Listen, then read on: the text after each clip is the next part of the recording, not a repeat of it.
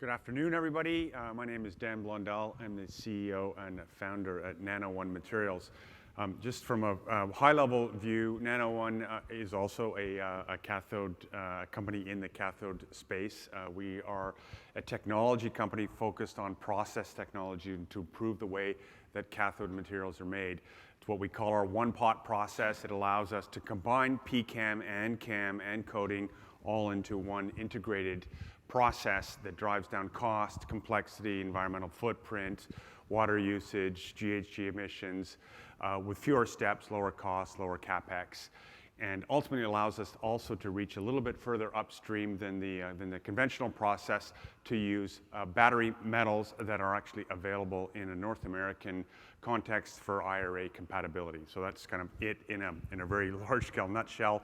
I think we are a TSX listed company, so this is our forward-looking statement because I say things that are exciting about Nano One, but you can't take that as investment advice. So I want to, I've done this before at a benchmark. I'm using data here that was presented by Simon Moores a couple of years ago, looking out forward to 2050, net zero 2050. What's it going to take us to get there?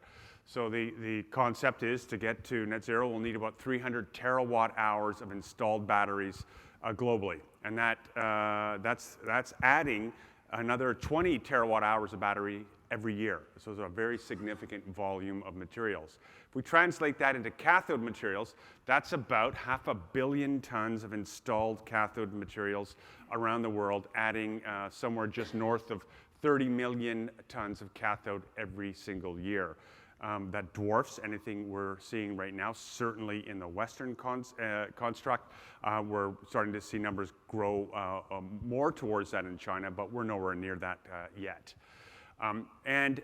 If we continue, by and large, most of the processes that are used today to make LFP, NMC, and other cathode materials are simply copying how China does it, who largely are doing the same thing that was started in Japan in the early 1990s and is also being done in Korea. So if we continue copying the process that is used in China, we will also have generated about 1 to 2 billion tons of sodium sulfate waste and ammonium sulfate waste, and adding 50 to 100 million tons to that stockpile every single year. We will also be burning through roughly 17 trillion liters of wastewater and adding about 1.2 trillion liters to that every single year. And also there is a tremendous amount of excess CO2 generated in these processes, amounts to about 2 billion tons globally by 2050, that in excess of what we really could be generating. So I like to say that change is an imperative. And not only do we have to be making cathode processes, as Robert pointed out, under the umbrella of clean energy and renewable sources, but we have to make those processes much more efficient. It's not good enough just to be using hydroelectric power. We have to be better stewards of the environment. We have to design processes that reduce the sulfate waste, the wastewater, and of course the CO2 emissions. And that's really where we come in. Our focus, our raison d'etre is really about driving down complexity in the supply chain. So here you see on the top row is the Nano One process, and the bottom row is a standard process. It's simplified here with icons to really visualize it. Essentially, there are way more steps in a conventional process. Start with mining, and of course refining into the first viable product out of a mine.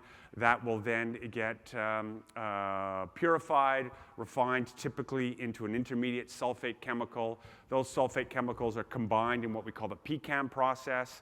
And out of that comes the PCAM, but also out of that comes a large amount of wastewater and sodium sulfate that's generated. It can be anywhere from 1 to 5 times the volume of the product stream, depending on whether you're using virgin materials, LFP, NMC, or recycled materials. So there's a tremendous amount of waste that comes out of that process.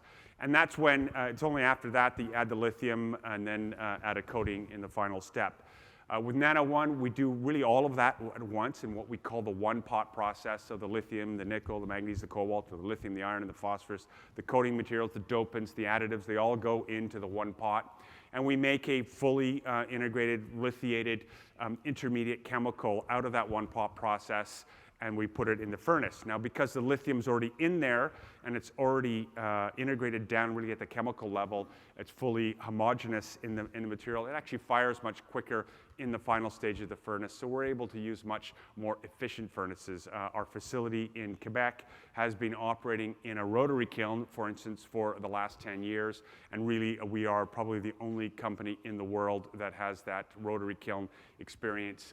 It's a much smaller footprint. It's a much smaller piece of equipment, it has much greater throughput, and it simply brings more efficiency to the process. So this reduces steps, equipment, time, energy, water, waste, and ultimately, because there's fewer steps, we expect yield to be quite a bit higher and get to yield much faster. We can take advantage of a diversified supply chain by avoiding the sulfates. We can avoid China's control on the sulfates. They largely control all of the world's nickel, manganese, cobalt sulfate, save for what Umicore has been doing. But by and large, the bulk of it is coming out of China, and that means they also control much of the PCAM space. Same is true in LFP and iron sulfate. By going one step higher in the supply chain, going from iron metal powders and nickel metal powders or cobalt metal powders and avoiding the sulfates, we can solve the big diversification issue that's being talked about here at Benchmark this week. And of course, it's cleaner because there's no wastewater and there's no sulfate. There's no byproduct out of the process. And ultimately, because there's fewer steps and less equipment, we drive down the GHG intensity, the energy intensity, and we use far less processed water in our one-pot process than the conventional processes. So our focus, while our technology applies to a whole range of different chemistries, nickel-based, manganese-based, and we've made virtually every cathode material, our really first big commercial pushes on LFP. We have a bunch of programs underway. We are partnered with Umicore, with BASF, with Sumitomo Metal Mining on nickel-based materials, manganese-based materials. But our first big push is on LFP, and I wanted to walk you through a little bit of history because a lot of people don't know this. They know that LFP was invented at University of Texas by John Goodenough. God rest his soul, who passed away last year, an incredible innovator in the space. But the first commercial version of LFP came out of Hydro-Quebec in Canada and University of Montreal, and they developed carbon coating, which made it conductive and actually viable in a lithium-ion battery. The first license was pulled in Quebec by Fostech Lithium and in Japan by Sony. Fostech Lithium then went on to be acquired by a bunch of different companies, and LFP meanwhile went to flourish in China by the methods that were first developed at Fostech in the early 2000s. They made the first ton of material in 2005. And were subsequently acquired by the list of companies you see here, ultimately by Nano One a year and a half ago. So we took control of this facility 18 months ago and have now converted it to the one-pot process to drive down the cost and complexity and environmental footprint. So this is where our first big focus is. With that plant comes the most experienced LFP team outside of Asia. We have world-class know-how. They've been supplying the automotive industry. They understand the qualification and quality processes that are needed in the automotive process. We have full-scale equipment in that plant in order to productize and validate the materials coming out of there.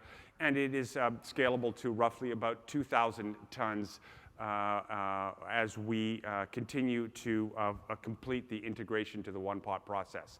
And we signed a partnership deal with Worley just a short while ago. Worley is one of the world's largest engineering companies. With them, we have a design once, build many growth strategy, which is enabled by the fact that there is no waste stream. Therefore, we don't have to go out and do custom engineering every time we put a plant in the ground. The concept is that we will jointly develop, market, and deploy these cathode plants that include the Nano One one-pot process, that include key proprietary equipment, IP rights, flow sheets, of course the engineering package itself, and a modular 12,000-ton a year, a process design package to go with that.